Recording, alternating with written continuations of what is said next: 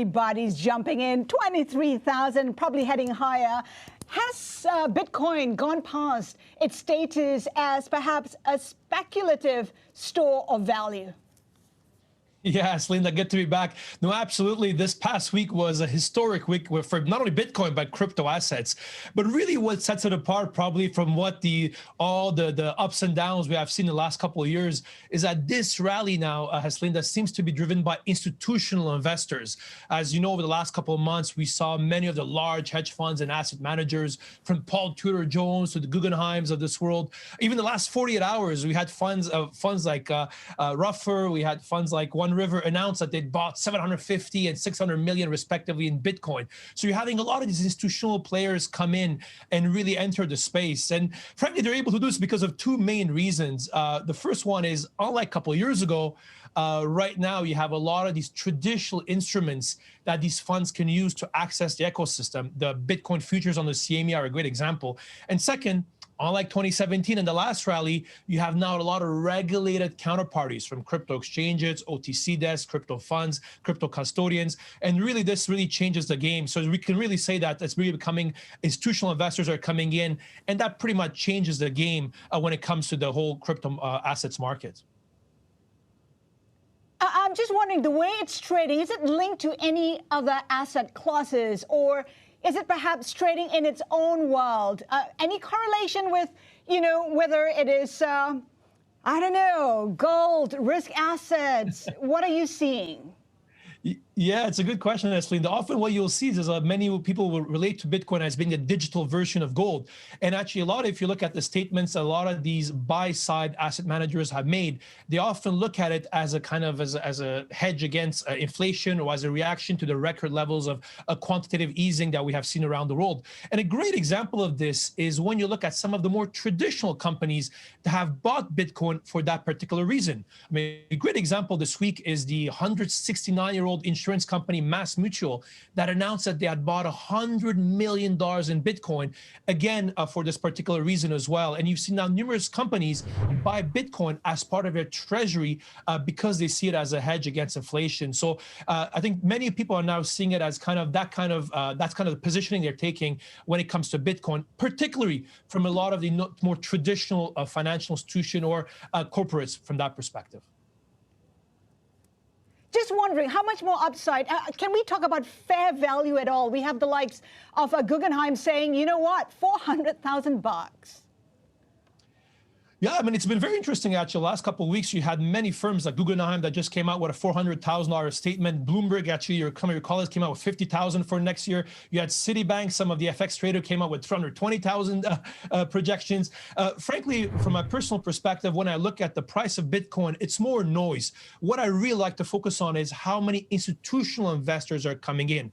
For example, if you look literally the last couple of months, we had some of the large banks from DBS to Standard Chartered who made their plans public in the crypto space. And this is very important because for a lot of players, regulated players especially, who want to enter the space, they need to be able to trade with regulated counterparties who understand the importance of counterparty risk, regulatory compliance, and so on and so forth. So I think those metrics, those elements of the entry of institutional players and the number of them are, for me, probably more important factors than just the price of Bitcoin, which is often noise and is great for a public discussion, but really we have to look at some of the fundamental drivers with a lot of the entry of institutional investors that are driving this.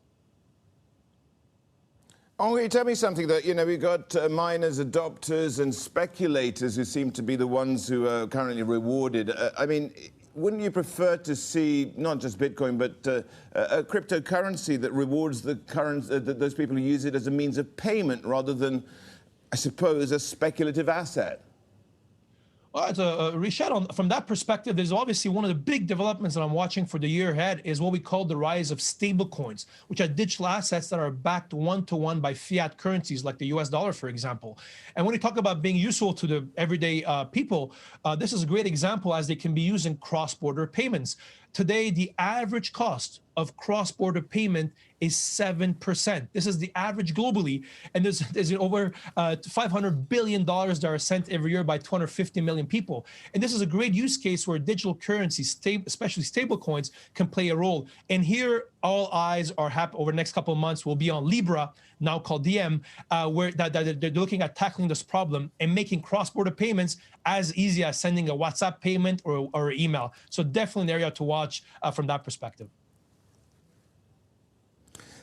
Is Bitcoin more secure, less secure than national currencies, even if those national currencies digitize, like the plans for the yuan?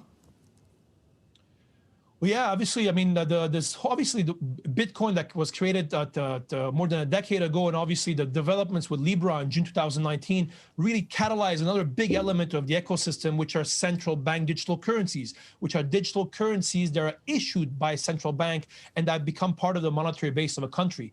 And I mean, just to give an idea, Rishaad, today, according to the Bank for International Settlements, 80%, 80, of central banks around the world are experimenting around this topic. And obviously, over the last couple of months, we saw many countries from the UK to all the way to the Bahamas make their plans on this topic. But really here, all the eyes, the big elephant in the room is China. And China has taken a lot of the properties of Bitcoin and digital currencies and looked at them and how they can embed them inside a national currency. And China is years ahead right now of any other country. I mean, just to give you an example, they just finished the phase 1 of their pilot, and over 2 billion renminbi, that's $300 million, was actually tested in over 12,000 use cases. Even this last weekend in Suzhou, in the eastern part of China, 100,000 residents got 200 renminbi that they were of digital currency, central bank digital currency, that they were able to experiment. So this is definitely an area to watch in 2021, and an area where I expect to see a lot of developments, not only globally, but particularly in China.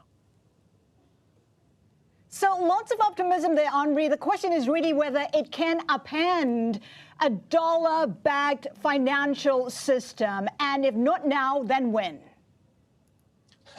Yeah, there's obviously a big debate as whether digital currencies can come and impact the role of the U.S. dollar as a reserve currency. I would argue, actually, in many regards, digital currencies even help the U.S. dollar. I'll give you a very simple example. I was mentioning before stablecoins, which are digital currencies backed one-to-one by fiat currencies. Today, the vast majority, over 90% of these stablecoins, are backed by US dollars. So in a way, in many regards, digital currencies allow us actually to make the existing horse faster if you want.